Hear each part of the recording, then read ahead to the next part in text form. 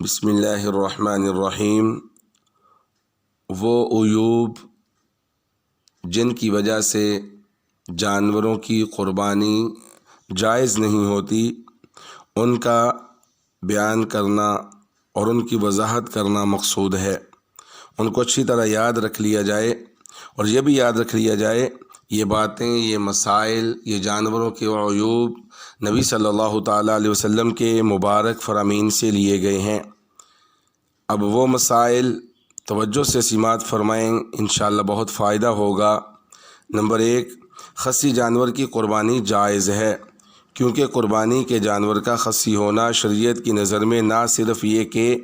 ایسا عیب نہیں کہ جس کی وجہ سے قربانی ناجائز ہو، بلکہ خصی جانور کی قربانی افضل و بہتر ہے، کیونکہ رسول اللہ صلی اللہ تعالیٰ علیہ وسلم نے خصی جانور کی قربانی کی ہے۔ اور یہ بات بھی اچھی طرح یاد رکھ لی جائے،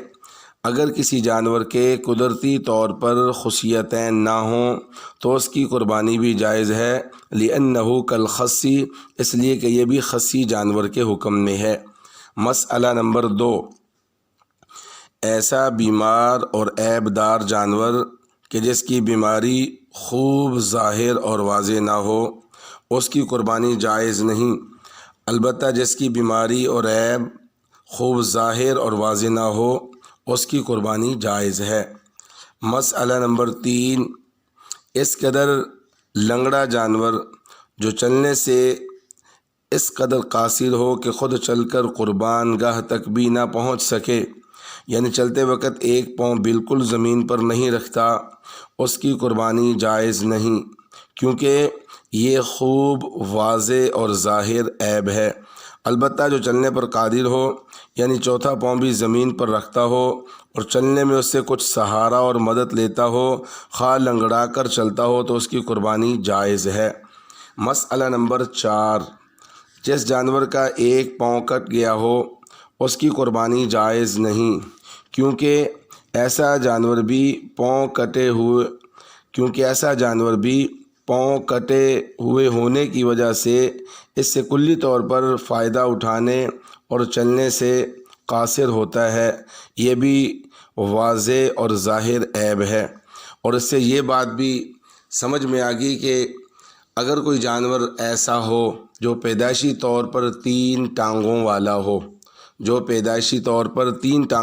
ہو، اس کو بھی قربانی کے طور پر ذبح نہیں کیا جا سکتا۔ مسئلہ نمبر 5، ایسا کانا جانور جس کا کانا پن خوب ظاہر اور واضح ہو، اس کی قربانی جائز نہیں، کیونکہ یہ بھی عیب ہے۔ البتہ جس جانور کا کانا پن پوری طرح واضح نہ ہو، اس کی قربانی جائز ہے، کیونکہ یہ واضح اور ظاہر نہیں ہے۔ خوب واضح اور ظاہر ہونا یہ ضروری ہے۔ مسئلہ نمبر 6، ایسا لاغر اور دبلا جانور جس کی ہڈیوں میں گودا نہ رہا ہو اور سوکھ کر بالکل ڈھانچہ نکل آیا ہو، اس کی قربانی جائز نہیں، کیونکہ ایسی صورت میں اس کا عیب خوب ظاہر اور واضح ہے۔ البتہ جس کی ہڈیوں میں کچھ گودا ہو، اس کی قربانی جائز ہے۔ بہتر پھر بھی یہ ہے کہ اچھا جانور لے جو خوب فربا موٹا تازہ ہو۔ مسئلہ نمبر 7، ایسا خارشی جانور کہ جس کی خارش اس طرح سے ظاہر اور واضح ہو کہ وہ اس کی وجہ سے بہت دبلا اور کمزور ہو گیا ہو، اس کی قربانی جائز نہیں ہے۔ مسئلہ نمبر 8، جس جانور کے پیدائشی سینگ نہ ہوں، جیسے کہ اونٹ، یا جس جانور کے پیدائشی طور پر بہت چھوٹے چھوٹے سینگ ہوں، یا جس جانور کے سینگ ٹوٹ گئے ہوں مگر جڑ سے نہ اکھڑے ہوں، اس کی قربانی جائز ہے۔ البتہ جس جانور کا ایک یا دونوں سینگ جڑ سے اس طرح اکھڑ جائیں کہ اندر کی مینگ اور گودا بھی ختم ہو جائے، مینگ یعنی جس پر سینگ اگتے ہیں وہ بھی ختم ہو جائے، تو اس کی قربانی جائز نہیں ہے۔ مسئلہ نمبر 9، اونٹنی، گائے اور بھینس کے عادتاً 4 تھن ہوتے ہیں، بکری و بھیڑ وغیرہ کے عادتاً 2 تھن ہوتے ہیں۔ اس لیے جس جانور کے تمام تھن پوری طرح کٹے ہوئے ہوں، یا تمام تھنوں کے اوپر کے سر جن سے دودھ برآمد ہوتا ہے کٹے ہوئے ہوں، ایسے جانور کی قربانی درست نہیں، کیونکہ یہ خوب واضح اور ظاہر عیب ہے۔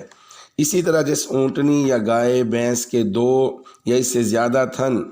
یا ان کے اوپر کے سرے کٹے ہوئے ہوں، یا بکری اور بھیڑ اس کا 1 تھن یا اس کے اوپر کا سرا کٹا ہوا ہو، تو اس کی قربانی جائز نہیں ہے، چونکہ یہ بھی عیب ہے۔ یہی حکم اونٹنی، گائے اور بھینس کے 2 تھنوں کے، بکری اور بھیڑ کے 1 تھن کے بیماری کی وجہ سے اس طرح سوکھ جانے کا ہے کہ ان میں دودھ نہ اترتا ہو، تو ان کی قربانی بھی جائز نہیں۔ البتہ اگر تمام تھن یا اونٹنی، گائے اور بھینس کے 3 تھن موجود ہوں اور بغیر کسی بیماری کے دودھ نہ اترتا ہو تو قربانی جائز ہے۔ اور اسی طرح اگر تھنوں میں دودھ تو اترتا ہو مگر پہلے کے مقابلے میں دودھ کی مقدار کم ہو گئی، تو ایسے جانور کی قربانی بھی جائز ہے، کیونکہ یہ خوب واضح عیب نہیں ہے۔ اور آب و ہوا اور غذا و عمر وغیرہ کے ساتھ مختلف ہونے والی کیفیت ہے، یعنی دودھ غذا اور موسم کے حوالے سے، عمر کے حوالے سے کم زیادہ ہوتا رہتا ہے، اس لیے یہ عیب نہیں ہے۔ مسئلہ نمبر 10، بھینگے جانور کی قربانی جائز ہے، کیونکہ صرف بھینگا ہونا کوئی عیب نہیں ہے۔ مسئلہ نمبر 11، جو جانور بالکل اندھا ہو، اس کو نظر نہ آتا ہو، اس کی قربانی جائز نہیں ہے۔ مسئلہ نمبر 12، جس جانور کے پیدائشی طور پر 1 یا دونوں کان نہ ہوں، یا کان کا نصف یا اس سے زائد حصہ کٹا یا چرا ہوا ہو، اس کی قربانی جائز نہیں ہے۔ پیدائشی طور پر بالکل ہی کان نہ ہوں، چھوٹے چھوٹے تو ہوتے ہیں نا، جس جانور کے پیدائشی طور پر 1 یا دونوں کان نہ ہوں، یا کان کا نصف یا اس سے زائد حصہ کٹا یا چرا ہو، اس کی قربانی جائز نہیں ہے۔ البتہ جس جانور کا کان نصف سے کم کٹا یا چرا ہوا ہو، یا جس جانور کے کان تو ہوں مگر قدرتی طور پر چھوٹے چھوٹے ہوں، تو اس کی قربانی جائز ہے، کیونکہ یہ عیب نہیں ہے۔ اگر تھوڑے تھوڑے دونوں کان کٹے یا چرے ہوئے ہوں اور کسی ایک کٹے یا چرے ہوئے کان کی مقدار تو باقی ماندہ کان کے حصہ کے نصف سے کم ہو، لیکن دونوں کانوں کی کٹی ہوئی مقدار کا مجموعہ دونوں کانوں کی باقی ماندہ مقدار کے نصف کے برابر یا اس سے زیادہ ہو، تو احتیاط کا تقاضا یہ ہے کہ اس کی قربانی نہ کی جائے۔ اگر کسی نے کر دی تو اللہ سے امید ہے انشاءاللہ ادا ہو جائے گی۔ مسئلہ نمبر 13، جس گائے، بھیڑ، بکری کے پیدائشی طور پر دم نہ ہو، یا جس جانور کی دم یا دمبا کی چکی آدھی یا اس سے زیادہ مقدار میں کٹی ہوئی ہو، اس کی قربانی جائز نہیں ہے۔ اور جس جانور کی دم پیدائشی طور پر بہت چھوٹی ہو، یا آدھے سے کم حصہ کٹا ہوا ہو، یا کسی دمبا کی دم بالکل نہ ہو لیکن چکی ہو، تو اس کی قربانی جائز ہے۔ اور دمبا کی چکی دم کے قائم مقام ہوتی ہے۔ اللہ تبارک و تعالی ہمیں ان مسائل کو خوب اچھی طرح یاد کرنے کی توفیق نصیب فرمائے۔ مسئلہ نمبر 14، جس جانور کی ناک کٹی ہوئی ہو، اس کی قربانی جائز نہیں ہے۔ مسئلہ نمبر 15، جس گائے، بھینس اور بکری کی نصف یا اس سے زیادہ زبان کٹی ہوئی ہو، اس کی قربانی جائز نہیں ہے۔ مسئلہ نمبر 16، جس جانور کے دانت پیدائشی طور پر بالکل نہ ہوں، یا سارے یا اکثر دانت گر جائیں یا گھس جانے کی وجہ سے وہ چارہ کھانے پر قادر نہ ہو، اور کسی غیر عادی طریقہ پر اس کو خوراک فراہم کرنی پڑتی ہو، تو اس کی قربانی جائز نہیں ہے۔ البتہ جس جانور کے کچھ دانت ہوں مگر وہ چارہ کھا سکتا ہو، تو اس کی قربانی جائز ہے۔ مسئلہ نمبر 17، جس جانور کو جنون کا مرض اس حد تک ہو گیا ہو کہ وہ اس کی وجہ سے بطور خود چارہ بھی نہ کھا سکتا ہو، تو اس کی قربانی جائز نہیں ہے۔ مسئلہ نمبر 18، خنثی یعنی خسرا جانور، خنثی جانور جس میں نر اور مادہ دونوں کی علامات پائی جائیں، اس کا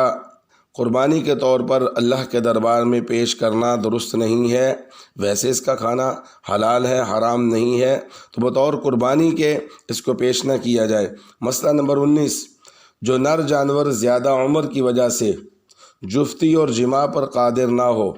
یا جو مادہ جانور زیادہ عمر کی وجہ سے بچے جننے سے عاجز ہو اس کی قربانی جائز ہے، یہ عمر کا تقاضا ہے، عیب شمار نہیں ہوگا۔ مسئلہ نمبر 20، جس نر جانور کا عضو تناسل کٹا ہوا ہو اور اس وجہ سے وہ جماع کرنے پر، جفتی کرنے پر قادر نہ ہو، اس کی قربانی جائز ہے، لِأَنَّهُ كَالْخَصِّ، اس لیے کہ یہ خصی جانور کے حکم میں ہے۔ مسئلہ نمبر 21، جلالہ جانور یعنی جس کی عادت اس حد تک نجاست اور گندگی کھانے کی ہو کہ نجاست کھانے کی وجہ سے اس کے گوشت میں بدبو ہو گئی ہو تو اس کی قربانی جائز نہیں، البتہ چند دن باندھ کر چارہ کھلایا جائے کہ اس کے گوشت سے یہ بدبو ختم ہو جائے تو پھر جائز ہے، اور اگر نجاست کھانے کی وجہ سے گوشت میں بدبو پیدا نہ ہوئی ہو تو پھر چند دن چارہ کھلائے بغیر بھی اس کی قربانی جائز ہے۔ مسئلہ نمبر 22، اگر نر اور مادہ جانور دونوں قیمت میں برابر ہوں تو نر جانور کے مقابلہ میں مادہ جانور کی قربانی افضل ہے، کیونکہ مادہ کا گوشت نر کے مقابلہ میں زیادہ لذیذ ہوتا ہے، ورنہ جس کی قیمت زیادہ ہو اس کی قربانی افضل ہوگی۔ یہ مسئلہ محض بہتر اور غیر بہتر کا ہے، جائز اور ناجائز کا نہیں ہے۔ مسئلہ نمبر 23، جانور خریدنے کے بعد پتہ چلا کہ ایسا عیبدار ہے جس کی قربانی صحیح نہیں ہوتی، یا خریدا صحیح تھا مگر ذبح کے لیے لانے سے پہلے وہ عیبدار ہو گیا کہ جو قربانی کے لیے مانع ہو، یعنی جس کی وجہ سے قربانی نہ کی جا سکتی ہو، ایسا عیب لگ گیا تو مالدار یعنی صاحب نصاب پر ضروری ہے کہ وہ دوسرے بے عیب جانور کی قربانی کرے، اور غریب یعنی غیر صاحب نصاب کے لیے تبدیل کرنا ضروری نہیں ہے۔ مسئلہ نمبر 24، جانور کو ذبح کے لیے لایا گیا اور گراتے یا ذبح کرتے ہوئے کوئی ایسا عیب پیدا ہو گیا کہ جس کی وجہ سے قربانی جائز نہیں ہوتی، مثلا اس کی ٹانگ ٹوٹ گئی یا گائے ہاتھ سے چھوٹ گئی اور اسی دوران اس کی کسی جگہ ٹکرا کر آنکھ وغیرہ پھوٹ گئی، پھر اسے پکڑ کر ذبح کر دیا گیا تو قربانی درست ہے۔ مسئلہ نمبر 25، بعض لوگ اپنی من پسند کے خوبصورت اور موٹے تازے جانور خریدتے ہیں، بعض لوگ اپنی من پسند کے خوبصورت اور موٹے تازے جانور کی قربانی کو اتنا اہم اور ضروری سمجھتے ہیں کہ اگر ان کی پسند کا جانور نہ ملے یا اس کی رقم کا انتظام نہ ہو تو پھر قربانی ہی نہیں کرتے، جو کہ غلط طرز عمل ہے۔ مستحب چیز کی خاطر اصل واجب کو چھوڑ دینا کوئی عقل مندی کا تقاضا نہیں، مستحب عمل کا درجہ واجب کی ادائیگی کے بعد ہے، یعنی بہتر ہے، ضروری نہیں ہے کہ انسان اپنی ایک سوچ بنا لے کہ میں نے ایسا جانور ہی خریدنا ہے۔ تو یہ تھے جانوروں کے وہ عیوب، وہ چیزیں، وہ باتیں، وہ مسائل کہ اگر وہ جانور میں پائے جائیں تو اس جانور کی قربانی جائز نہیں ہوتی۔ انہیں بار بار سنا جائے تاکہ پوری طرح ذہن میں حاضر ہو جائیں، اور پھر ان باتوں کو ہم اپنے ذہن میں رکھتے ہوئے اپنی قربانیوں کی حفاظت کریں کہ آپ ہم میں سے ہر ایک مسلمان مرد و عورت اپنے اپنے جانور کو اللہ کی رضا کے لیے پیش کرے اور وہ ان عیوب سے پاک ہو جو نبی صلی اللہ تعالیٰ علیہ وسلم نے ہمیں سکھائے۔ اللہ تبارک و تعالیٰ مجھے اور آپ کو ان باتوں پر عمل کرنے کی توفیق نصیب فرمائے۔ وآخر دعوانا ان الحمد للہ رب العالمین۔